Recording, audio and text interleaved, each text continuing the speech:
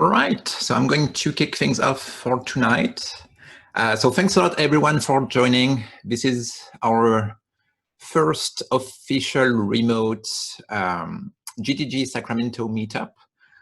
We did one last month, but this last one was entirely organized by Google. So we didn't have much to do on the GDG side. It was really Google taking care of everything and organizing the meetup. I know that a few of you were there and participated in that Firebase meetup, so that's great. So this month I'm going to be talking about NativeScript. Usually when we do our meetups, we have pizza, we have drinks, we have quite a few things. Tonight we have none of that, but we still have Josh. So Josh with Tech Systems is still our main sponsor. Josh has been helping us for years now, basically getting the food for our meetups and getting jobs to many of us.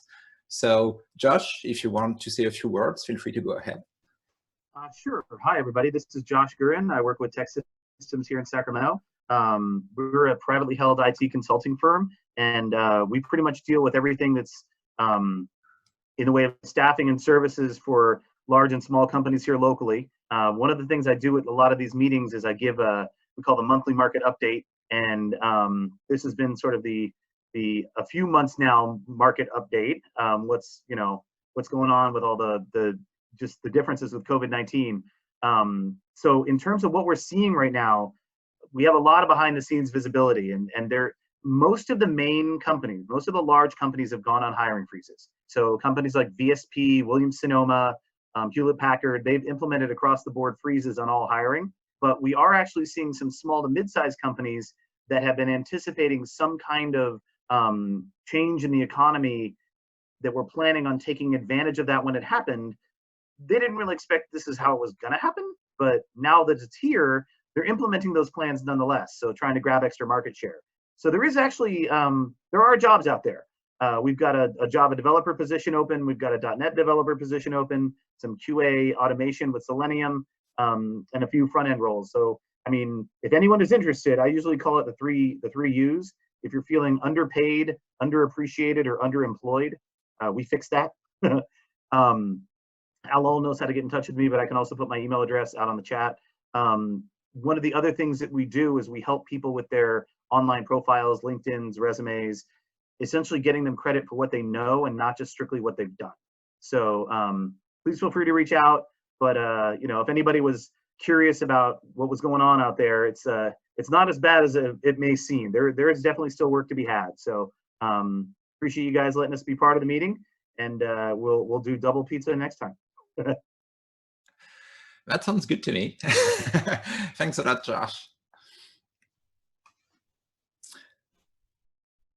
So usually in our meetups, I like to make things interactive, and I like to let you guys just ask questions as often as you want. So this tonight is going to be the same thing.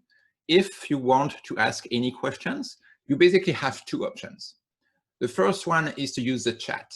So there is a chat in Zoom. You can go there and you can just post your questions in the chat. And when I notice the questions, I'm just going to take a break and go through the list of questions and answer them one by one. So that's one option. If you want to reach out and ask questions, you can go ahead and do it that way. Another option, if you don't want to use your keyboard, is to just do as usual and basically unmute yourself and ask a question like we usually do during our meetup. So don't be shy. You can ask questions just as usual. You can unmute yourself, ask a question. If some of you guys stay unmuted by accident, I might mute you again after you're done speaking. So don't worry about that. If you see yourself getting muted and you don't understand why, that's me playing the boss with Zoom here. But yeah, any questions, anytime, as always, feel free to go ahead. So we're going to be talking about NativeScript. Let's get started. So we'll see how we can use NativeScript to build native mobile applications on top of Angular, basically using Angular as a framework. So I'm pretty sure that most people, if not all, know me by now. So my name is Alain, or just Al. I'm a Google developer expert in web technologies, more specifically Angular. I'm a full stack developer since 2006. I did a lot of Java work back then, and I became addicted to AngularJS in 2011. So I've been doing a lot of Angular work pretty much on a daily basis since then. I'm the organizer of GDG Sacramento, which is also the Angular meetup group. And what I do for a living is web consulting, about 60% of the time. So that's helping teams getting started with Angular, getting them up to speed, helping them with the architecture, doing code reviews, solving difficult problems, all of these sort of things. And the remaining 40% of the time, I do technical training. So that's usually on-site training. I go to an office location. We sit in a conference room for days, and we learn everything there is to know about Angular. My website is angulartraining.com. There is also blog.angulartraining.com, where I publish things about Angular about twice a month. And that's me. So just to get things started, a few questions before we get into NativeScript. So just curious to see who in the attendance is a Java developer, C#, .NET, if you have any experience with Angular, JavaScript, TypeScript, and Android iOS development. So if you want to post these answers in the chat, feel free to go ahead, or if you just want to unmute yourself and answer those questions, that's perfect too. So up to you. I'll give you a few seconds to find the chat, which we're going to be using for all of the questions that you have.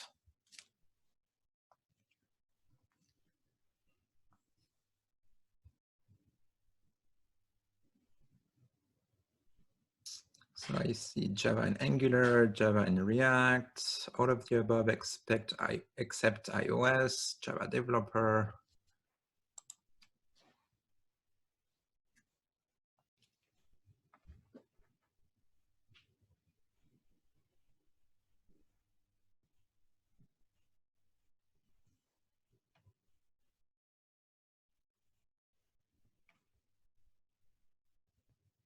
So it looks like most people have what I would call a full stack background, a little bit of front end, a little bit of native as well.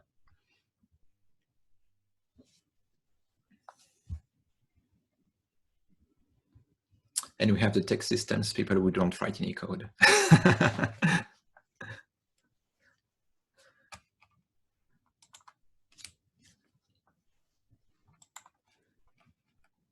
All right. So NativeScript, what is it? NativeScript is an open source framework. So just like Angular, just like React, just like many different things, NativeScript is open source. Anyone can contribute to it. And the main idea behind NativeScript is to have, you write code in one way based on JavaScript, and that code is going to be compiled into an iOS application and an Android application. So unlike many other technologies that are using JavaScript or Angular to do native apps, NativeScript creates an actual real native application. It's not just going to create a browser window around your app and make it believe that it's an application. It's not a web app. It's really going to create an Android application and an iOS application, which means that if you're using it on Android, you're going to have the Android look and feel for all of your components. So the buttons are going to look like Android buttons. And if you're using it on iOS, on an iPhone, you're going to have the native look and feel of that button. So that's important. We're really writing the code once and building it for these two different platforms. So NativeScript itself is maintained by Progress, Telerik. So Telerik is a company that was acquired by Progress. So now Progress is a parent company that owns, that's basically developing, for the most part, NativeScript. The official website is nativescript.org. And yeah, main benefit, write your code once, works for both iOS and Android. You build a truly native application, not just a web view. So that's very important. In terms of support, there's multiple different frameworks that NativeScript can be used with. Tonight, I'm going to demo it with Angular because I like Angular, and that's what I'm the most familiar with. But you could use NativeScript with Vue.js, or you could just use it with plain JavaScript or TypeScript. So there's no need for an extra framework to use NativeScript. You can just write regular basic JavaScript and everything's going to be fine.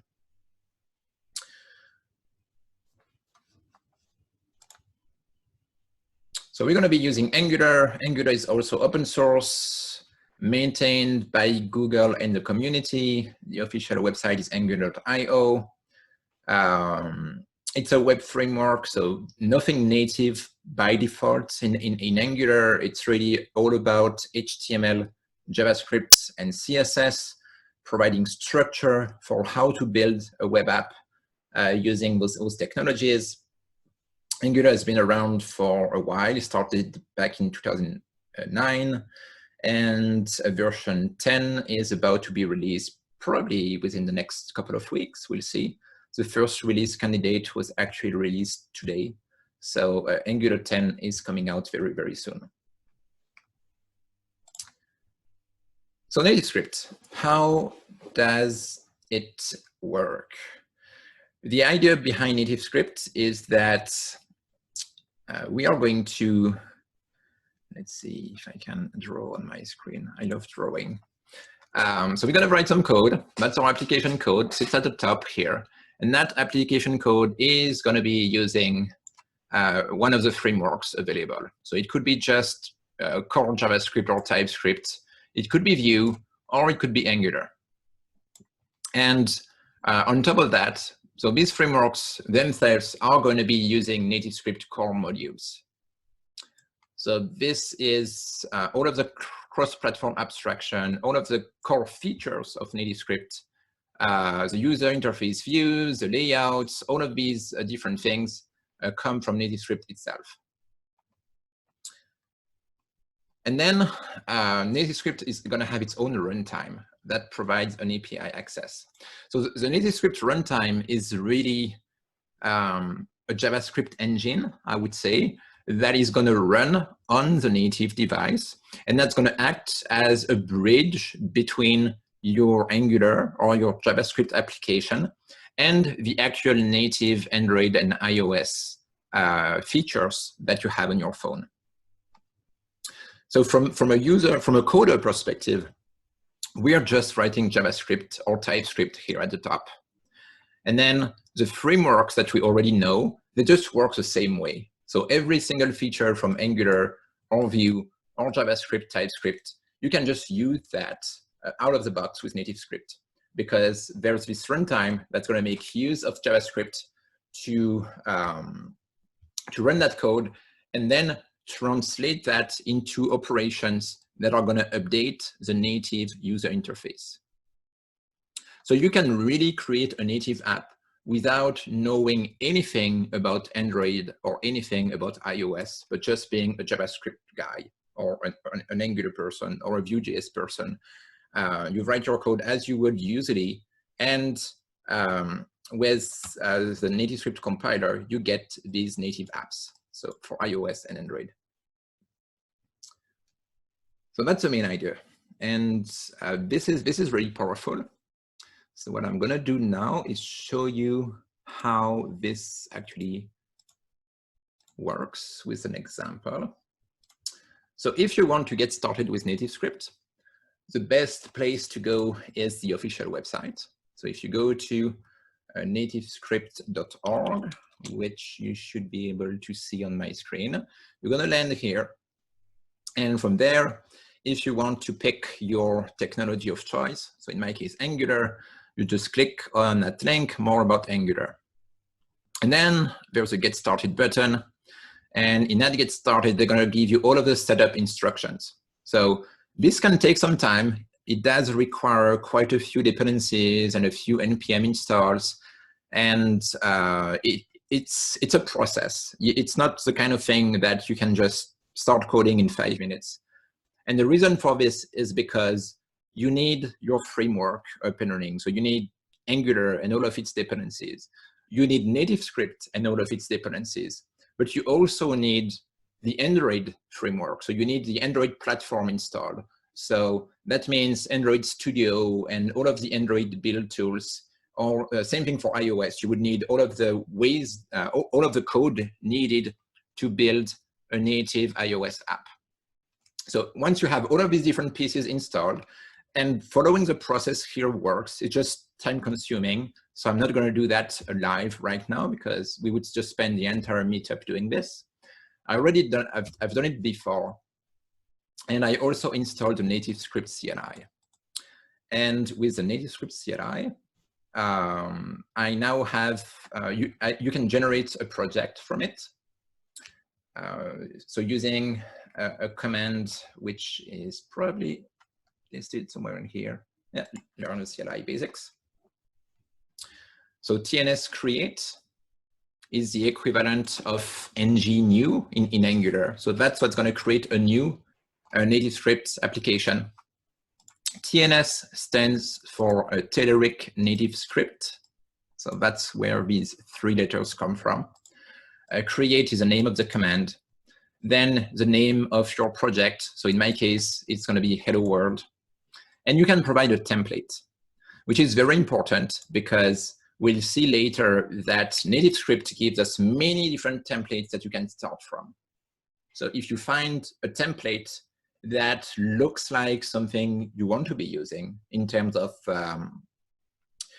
look and feel, in terms of a menu, and in terms of tabs and everything, you can just start from that template, and that saves you time. You already have an app that has the right structure in terms of user interface that you can build upon. So by default, I just started with a blank template. I ran that command, and it created a project for me. So that project, I'm going to open it. Let's see. Just so you see that it's going to look like a regular Angular project. So there it is. So on the left-hand side, that's the structure of the project. And we have an app component, which is a component from Angular core. So it really looks like all things Angular at this point, nothing fancy about it. If I go to the template, well, this one is just a route outlet because the main code is actually in the home component HTML. And that's where things are going to be a little bit different from what you know with Angular. In the sense that when you're working with NativeScript, you have to use components that NativeScript knows about. Because the thing is, your code is going to be translated into a native Android code and native iOS code. So you have to be using user interface elements that exist in both platforms and that NativeScript gives to us. So in my example here, with this default Hello World application, we can see that there's an action bar component with a label on it, and there's an empty grid layout below that. So if I want to test that code now, if I want to run it and see what it looks like, I have two options. So I open a terminal, and in that terminal, running in that folder, I can do TNS preview. So what TNS preview is going to do is compile all of my Angular code, create this native app for Android. So I'm on Windows, and when you're on Windows, the only option you have is to go with Android. If you want to build for iOS, you do need a Mac for that. That's Apple. So I don't have, I'm doing this on Windows, meaning I'm going to do it for Android only. And something interesting happens when I run that TNS preview. You see there's a big QR code showing up on my screen. This QR code is a link to my application. So if you take your phone and scan that code, you're going to see the application being loaded on your phone.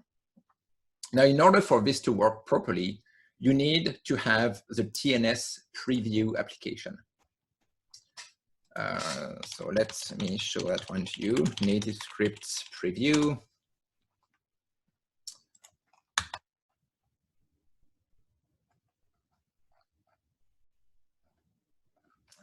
That's the one I wanted. NativeScript preview Android. There it is. So on Android, you would have to go to the Google Play Store and download the NativeScript preview app. So I already have it on my phone. I'm not going to show my phone to you because that's tricky to do, and it's very likely to fail. But if you have that app installed, then you can just scan this QR code, and the application shows up on your phone. So if you're scanning my screen right now, if you're scanning this with the NativeScript preview app, you would be able to see my application. And not only that, when I make changes to the code, you would be able to see the application being updated on your phone as well, which is very nice.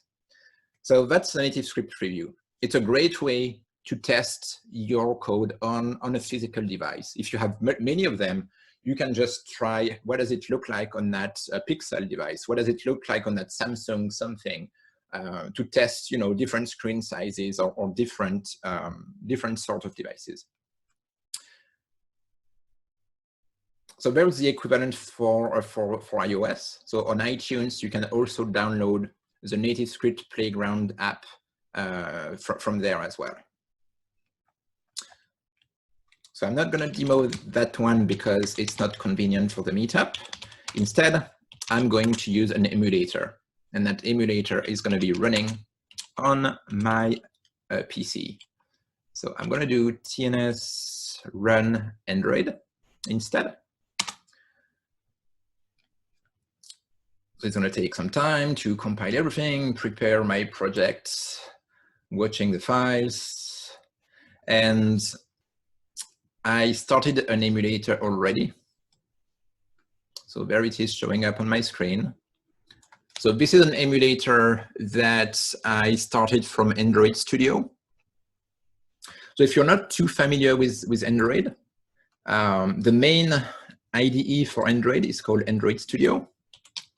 And when you have Android Studio, it has pretty much everything packaged with it. So you can build code using Android Studio, and you have these emulators available that you can run and that are going to behave pretty much like a mobile phone.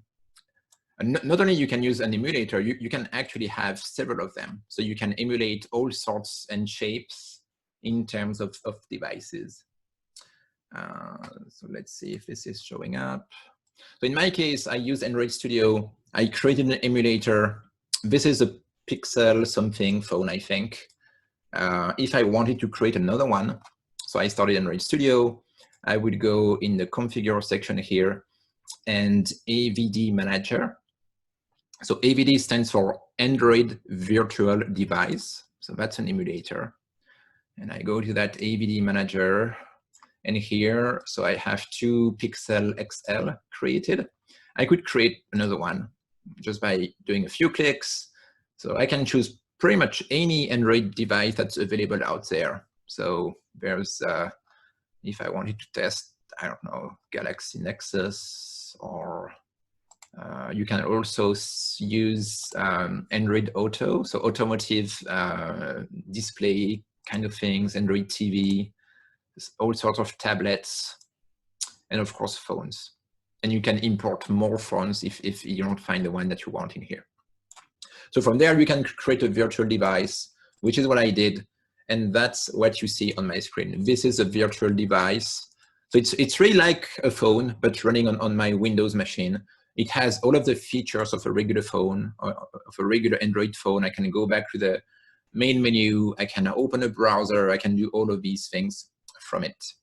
I can even change the screen orientation, just like this. And you would even hear the sounds of the device as well. So there we go. That is rotated. So the app that we just saw, the code that I showed you, this is what we see on the screen. So in other words, the text home on the label is what we see right here. And the action bar is the blue bar that we see up there. So this is my component code. This is what it looks like when it gets deployed, when it's running on my native device. So if I change the text here, let's say I'm going to change it to GDG Sacramento. You can see that right away, my device is displaying that value. And that's because just like when we work with the regular Angular, we have our compiler working in the background and always watching my files. And as I make changes to the code, it is recompiling everything. And what gets recompiled gets deployed to the phone right away. So if I change the text, the update shows up on the screen right away, which is pretty nice. Any questions so far?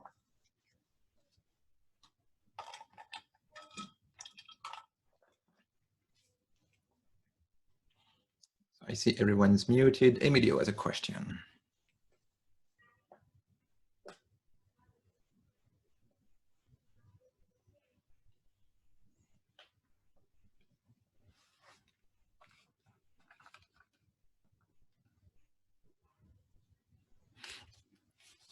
So Emilio's question is, do you know if it's Flexbox or something like CSS Grid that you use for the layout?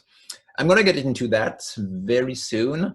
There is actually a bunch of layouts from NativeScript that you have to use. So they provide at least 8 or 10 different sorts of layouts that you put in place. And then, so they basically tell you how to use those layouts. So yeah, this one that you see here, grid layout, that's one of the NativeScript options. That's one of the many NativeScript layouts that we have available. I can actually go to that slide right away. There you go. I'm going to put my phone out of here. So these are the basic default layout that we have with NativeScript. One of them is called Flexbox. So it works and behaves very much like CSS Flexbox. It's not exactly the same thing, right? It's NativeScript that implemented their own version of Flexbox. But that's the idea. So you have different layout options that you can use, apply to your app, and then these layout components, these layout containers are going to get translated into the proper Android or iOS layout, which is very nice. So I'm going to go to the web page where they have all of them. So yeah, there's 6 main layouts. And so one of the things that I like a lot about NativeScript is that on the website, they show us a lot of different examples. And if I want to test any of these examples, I can just copy the code. So I'm going to take that code here, copy it. Then I go to my IDE. And in here, I'm just going to paste that code. So I'm going to paste that absolute layout. So this one is really just drawing 4 different squares that have an absolute position. So I save this, and here's my phone, and you can see the absolute layout displaying my 4 squares. So just to show you another one, let's try this. The doc layout seems interesting. I'm going to copy it, paste it in here, save, and it shows up on my phone right away.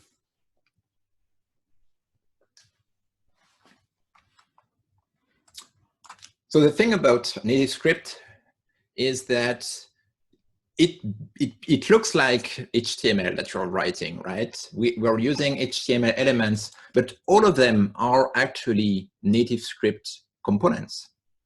And all of these components support CSS for styling. So here you can see that there's a background color for all of them. And you could use any valid CSS color. So I'm replacing a yellow with pink, and the bottom square shows up in pink now. So you can also use CSS to add some additional styling on top of what NativeScript already provides. So if you want to change the font, if you want to change the colors, add some rounded borders, all of those sort of things are supported as well, which is it's pretty great. So I'm going to remove that and get back to my slide. So that was a great question.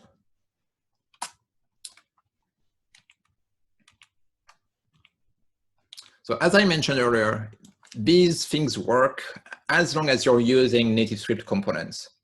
So the notion of component, if you're not familiar with what a component is, it's really a reusable piece of user interface.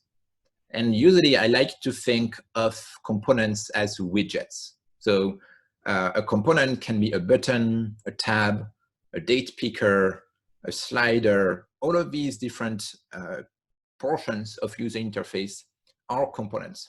So when we create a component, we are really creating our own UI element. We're really creating our own portion of user interface that is going to be rendered on the screen.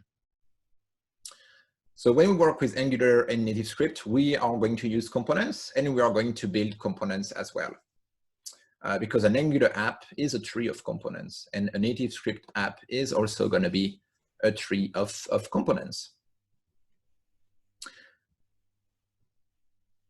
So NativeScript has its own library. If we go to market.nativescript.org, you'll see that there's tons of different templates that you can use.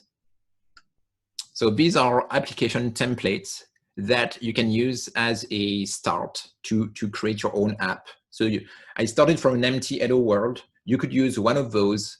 I mean, so this one, for instance, is pretty good, the tab navigation. I've used it as an example recently, and it's a pretty good one to use. You have tabs to navigate between different screens, and you get all of that just by accessing that template. So when you create your app, you just specify the name of the template that you want to use. So here it is the TNS template tab navigation ng, and that would create the default structure with all of the different layouts and components in place for to have that look and feel right here. So they have templates, they have samples as well. So these are applications with everything in them. So the images, the buttons, the layouts, the animations, all of it, you get 100% of it. And so you can use that as a template too, or at least something to get some inspiration from. So if you find an animation or a layout pretty good, you can access those, take a look at how they're done, and then pretty much copy paste the code or just use the exact same template to start from. Another very interesting thing is that in order to test all of this, you can do it right now without going through all of the setup that I mentioned earlier. For instance, let's say I like the SpaceX app right here. So I'm going to click on the Playground Demo button. And I want to see the Angular version of it. And it's basically going to open a code editor in my browser with the code. So I can navigate to the code, see how these components are made. I can change values, images, all of that. So these are all of the components that make up our application. You can see that it is Angular syntax. We have bindings with the square brackets. We have all of these features from Angular that are being used here. And then you can, if you want to preview your changes or just test things out, there's a preview button. And just like before, just like I did on my machine, this gives us a QR code that you can then scan, and this app would run on your phone right away. So if you don't want to do all of the setup, just go to the playground. You can play around with the code, then use the preview, and all you need for the preview to work is to have the Playground app from the App Store from Apple or Google Play for Android. And then you'll be able to see those apps right away. So in just a few seconds, maybe 2 minutes, you can install that app, scan the QR code, and see the result. So that's really powerful. Now, let's get back to my slide. So yeah, we have to use components from NativeScript, and there's a ton of them already. So you don't have to reinvent the wheel. You can pick all of these components. And what's important to keep in mind is that they're going to have the look and feel of the native device where you're using that component. For instance, here we have an example of date picker. So this date picker is what it would look like on iOS. And this one is what it would look like on Android. So it is the same component, it is the same code that you're using, but you can see that the end result is going to look very different depending on the target platform. Same for a search bar down here. This is the iOS rendering. This is the Android rendering. So all of these components can look slightly different based on the platform that you're using when you build and run the app.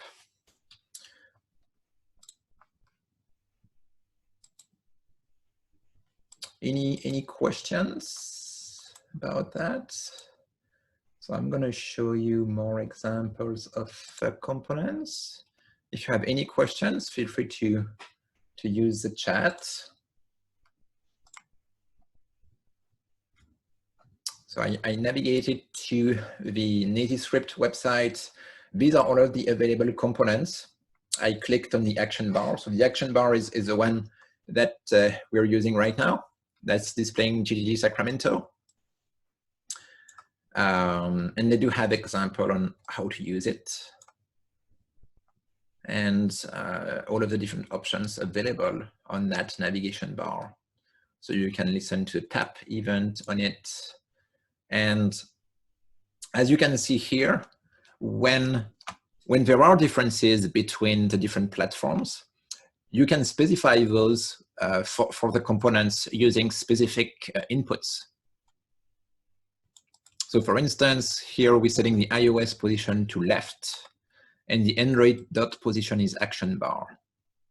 So I'm not a specialist in iOS or Android, but if you know both platforms and you want to really tweak the way it's going to look like on these two, you'll be able to do that by specifying these extra options on every single component. So they all have inputs like this, where you can tweak the native behavior of that component.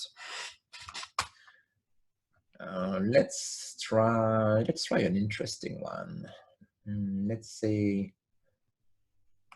yeah, I can give a try to the date picker, for instance.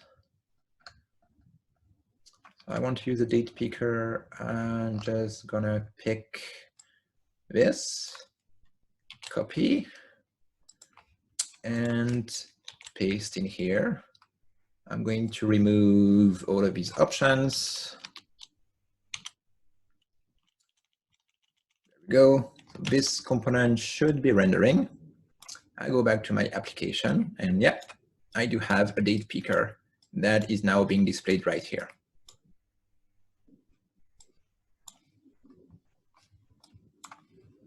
So if I wanted to add some text before it, I could use a label and some text in it. It's actually just text. And I would say select your state. And it shows up here. So I didn't apply any styling to it. So I get the default font size, which is a little bit tiny up here. That label showed up here. And while the date picker is as center alignment, so it shows up in the middle of my screen right there. So as you can see, one of the really nice things about NativeScript is that it's pretty simple to get started. All I've been doing since the beginning was play with these few lines of code and copy paste some components in here to make them render on the screen. And because there's such a big library of components available, you can quickly hit the ground running, pick those components that you want to use and add them to your application. So there's switches, they have search bars, they have dialogues. So dialogues, of course, have to be triggered with TypeScript. So I'm gonna demo a dialogue just because I can then show you that it is using Angular under the hood, and that we can use bindings to trigger some Angular code. So let's give this a try. I'm going to use a simple dialogue. And some dialogues are actually support actions. So they can have a drop-down with different options that you can select, which is also something pretty convenient. Let's see, I want a very, very simple one. Yeah, this one is super simple. So I'm going to copy that. I'm going to go to my component. And in the TypeScript code, I'm going to set the config. So these are the options for my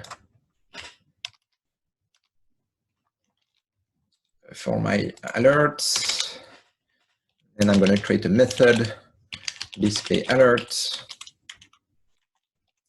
And display alert, I'm going to do alert of my options. And I have to import alert from NativeScript. So the auto imports are not really working here, which means I'm going to have to figure out what the right name is for it.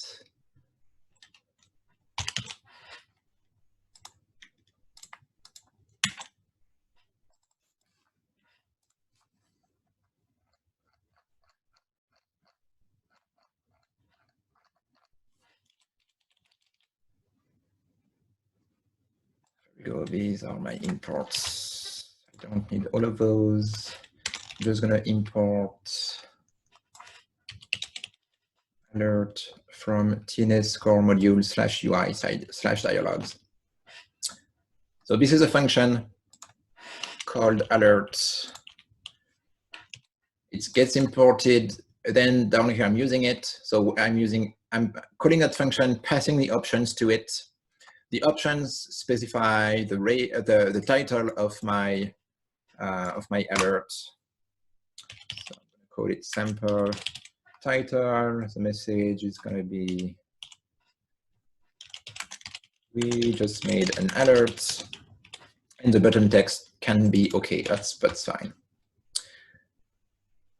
And then when the user clicks OK, so it's a promise that we register. That's why we have then here. So when the user is going to click the button, this text is going to be logged to the console. So I'm going to log button clicked. So this is pretty much regular JavaScript and TypeScript at this point. I just imported the code from NativeScript in here. And what I'm going to do is add a button. I'm pretty sure I'm going to make a mistake if I don't start from, did I just change my screen name? Yeah, I did.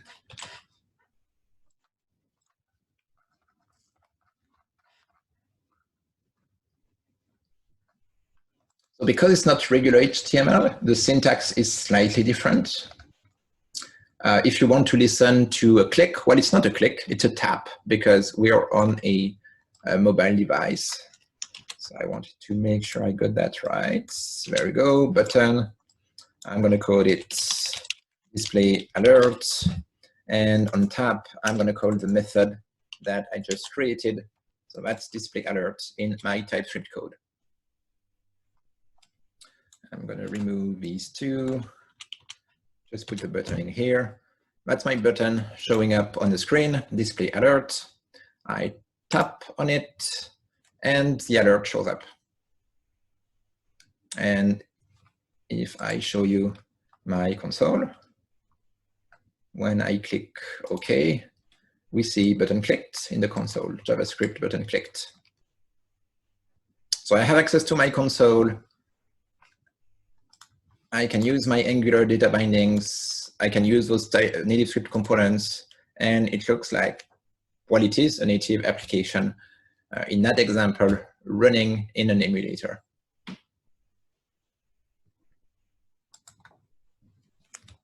Any questions on all of that?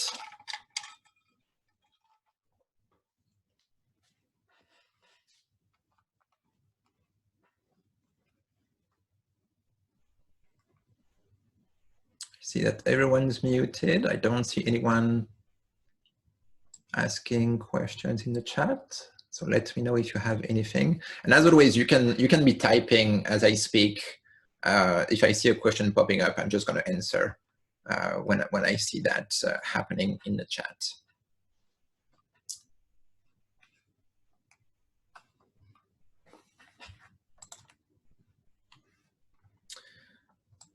So as I work with enterprises using NativeScript, I have taught NativeScript for a bunch of companies. They've been using it since then, but I have not heard any feedback from them. So I don't know what they think after a few months of experience using NativeScript. So the short answer is yes, but I worked with them before they actually used it in production.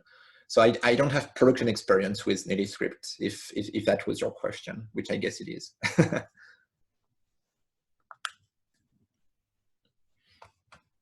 So here I'm serving my code. I'm serving my code locally, right? This is just running the application locally and displaying it in my emulator.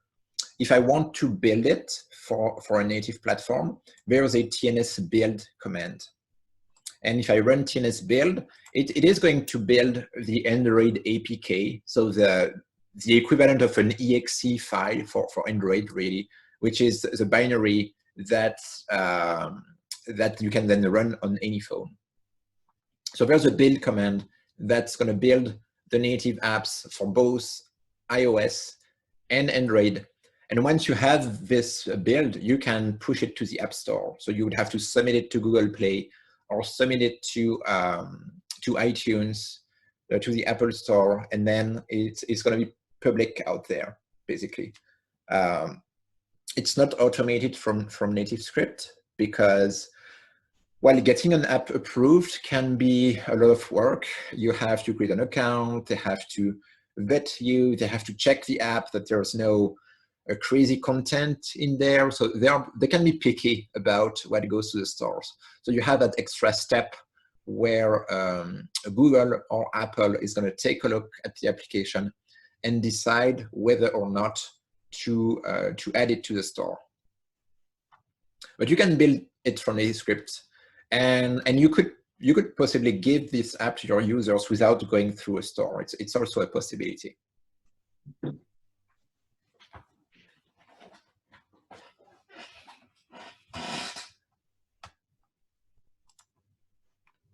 So we talked about components. We talked about layouts.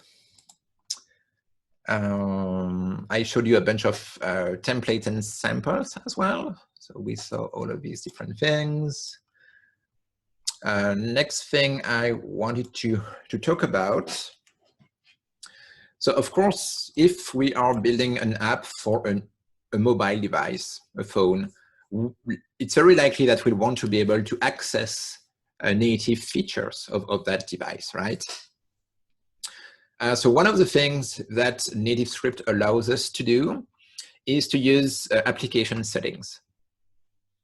And what application settings are, it's basically the equivalent, I would say, of the local storage or session storage that we have in a browser. So it's a way to store some info in the application. Well, not just in the application, but on the disk, in memory on your device, and to retrieve that information later. So you can use that to store user preferences or some info. So for instance, what's a username? The way it's done is pretty straightforward.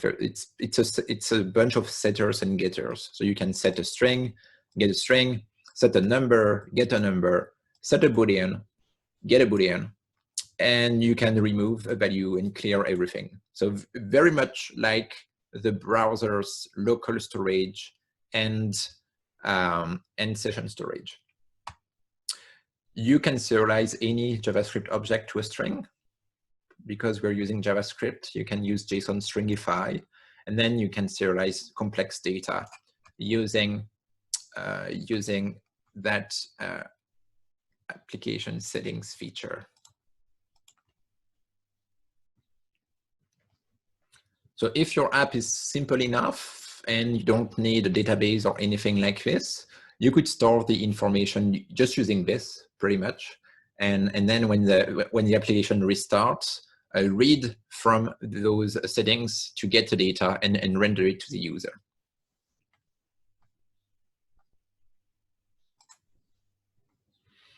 So you also have access to the file system with NativeScript. So there's a file system API. You can use it to list documents on the device, navigate through the folder hierarchy, open a file, or read from a file, and use that for storage as well. So if you want to put some info in a file, you can do that. Of course, every time you are asking for you're trying to do things with native features of the device, you'll have to have the user permission. So for things like geolocation, using Bluetooth, all of these different things are very native and that need the user approval to happen. You would have to list those, to request those permissions in the application manifest. And if the user agrees, then you have access to those features in your NativeScript code. So for most of the native features, they actually happen through plugins. And those plugins can be found on the NativeScript marketplace. So I've been there earlier. tonight, I showed you the different templates of applications that I have. I showed you the samples. So these are the more complex application structures that they have available. And there's plugins. So plugins are integrations that are ready for you to be used right away. So I see there's a Stripe integration. So if you want to do e-payments using Stripe, looks like there is a plugin for that. If you want to do Spotify authentication, they have that too. If I want to access a user location, there is a geolocation plugin. So let's click on this one. So if I want to edit, I would run that command, tns plugin add NativeScript geolocation.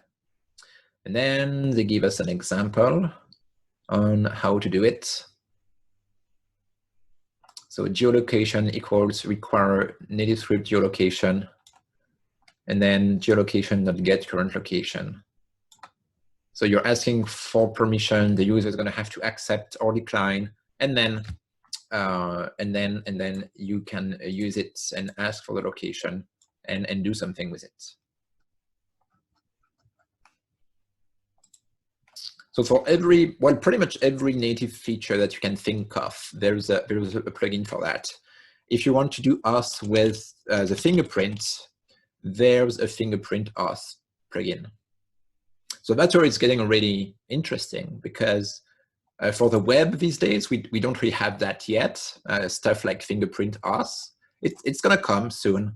But on a native device, it became pretty much standard. So if I want to use fingerprint auth on NativeScript, well, I just add that plugin, and then I can use it. And so this one works for, so they don't have Angular support, which means, so even if it's not explicitly supported for Angular in Vue, it doesn't really matter, because it's still a JavaScript plugin. So you can still use a JavaScript to make it work. It's just that you don't have a nice Angular component or TypeScript types, for instance, but still you have the plain JavaScript version that you can use. So this one is both Android and Apple, which is important to know about, because sometimes people make plugins for just one platform. So here we have both. We don't have TypeScript or Angular or Vue, but that's okay. We can deal with just JavaScript.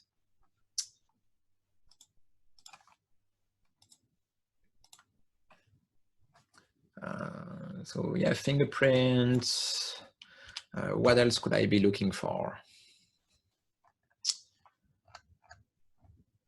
Yeah, there's a camera, image picker, background HTTP requests, UI autocomplete, socket IO. If you need to do WebSockets or sockets in general, there is that too. Facebook SDK. So tons of different plugins that can be added and bring extra features that you can then use in your application. So the marketplace is pretty good. It's all open source, so individual contributors can push their plugins in here. They also have official plugins from the NativeScript team. So as you can see, these ones are from individual developers. I'm going to highlight this on the screen. So you have the name of the contributor right there. When it's an official one from the NativeScript team, it is written by NativeScript team. And some get verified, so they have to go through a verification process from NativeScript. So these ones are verified. The ones up here are not, which doesn't mean that they don't work. It's just that there could be some surprises. The verified ones are 100% safe. Usually they come from the NativeScript team or from contributors that are well known and then make things right. Yeah, Emilio is thinking, do they have a background Bitcoin miner plugin? Yeah. Well, it's probably not a verified official one, but I'm sure if you spend enough time looking, someone has probably done that. Yeah.